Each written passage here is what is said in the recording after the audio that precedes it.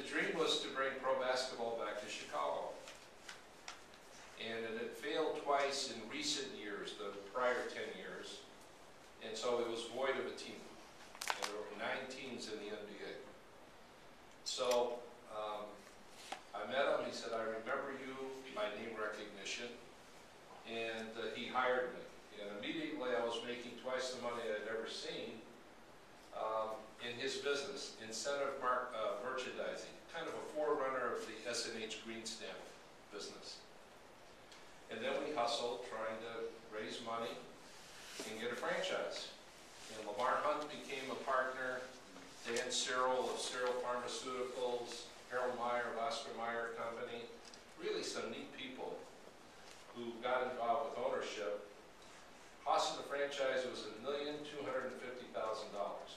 That's all it was back in 1966.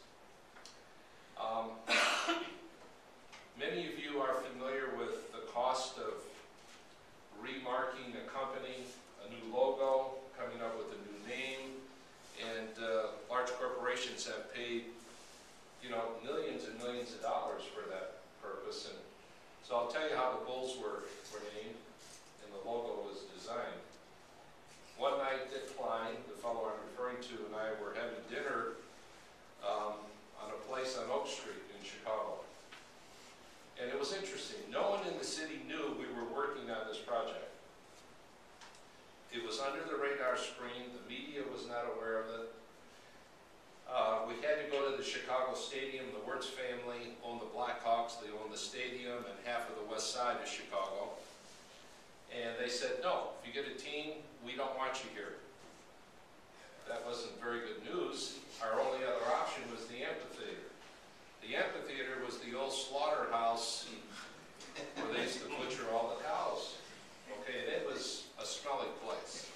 Even though they had, you know, knocked out that business a couple of years earlier, that smell never goes away. And so that was going to be our home. And over a drink and dinner, I said to Klein, I said, Dick, you know, the paper likes short names, Cubs, Sox, Bears.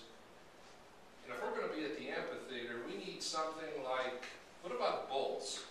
He said, I like that. Okay, so now we have a name. I'm serious. I said, you know, I have a friend of mine in the advertising business. I'll see him tomorrow. I'll see if he can come up with the logo. The logo you see today is the logo he designed. And guess what that cost? A steak and a couple of drinks. That's how the Bulls were made. And so